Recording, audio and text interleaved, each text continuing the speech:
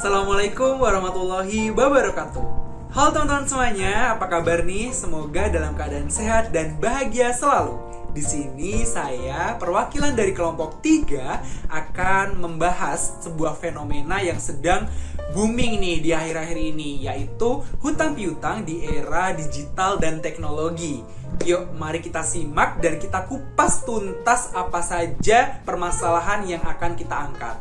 Pengertian hutang atau pinjaman adalah tanggungan wajib yang harus dibayarkan sebagai bagian dari transaksi pembelian suatu barang atau jasa secara kredit dan harus dibayarkan dalam jangka waktu tertentu.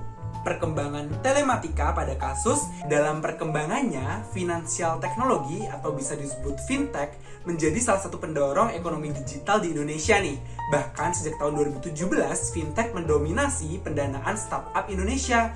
Fintech lending adalah praktik peminjaman uang baik kepada individu maupun bisnis melalui platform online yang berfungsi sebagai matchmaker bagi pemberi pinjaman secara langsung kepada peminjam.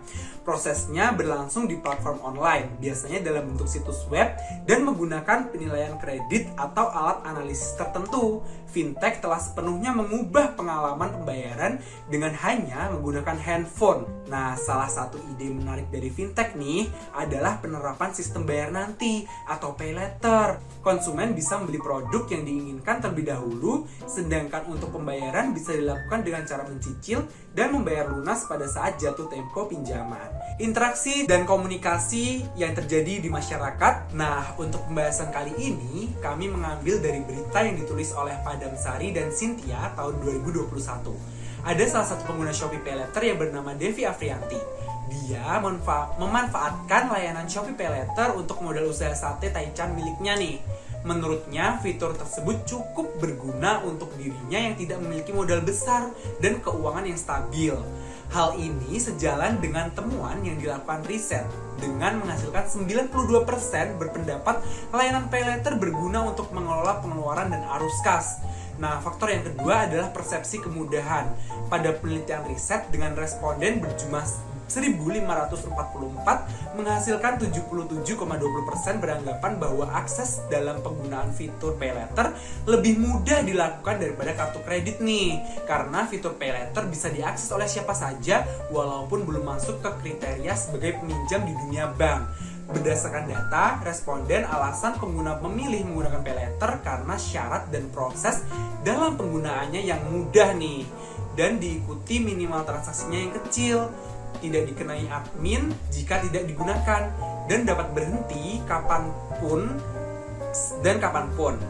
Faktor ketiga adalah pendapatan.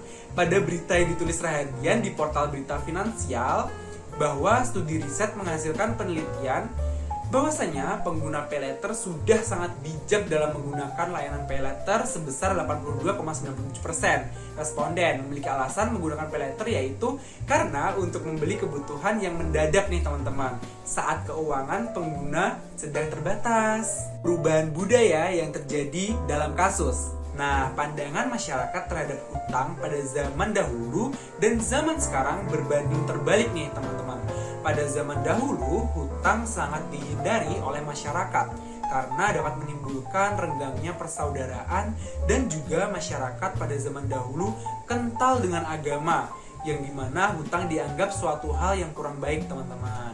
Sedangkan pada zaman sekarang, hutang dianggap hal yang lumrah, dan salah satu faktor utamanya adalah perkembangannya teknologi telematika yang mempermudah segala hal. Nah, contohnya nih, fasilitas pendukung seperti pay later di e-commerce dan aplikasi peminjaman uang lainnya. Nah, itu tadi teman-teman pembahasan kita mengenai hutang piutang di era media dan digital. Nah, gimana nih teman-teman? Masih pada mau ngutang gak nih kira-kira?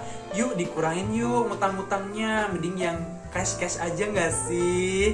Oke, itu aja ya teman-teman pembahasan dari aku, dari perwakilan kelompok 3. Dan sampai ketemu di pertemuan selanjutnya. Wassalamualaikum warahmatullahi wabarakatuh. Bye!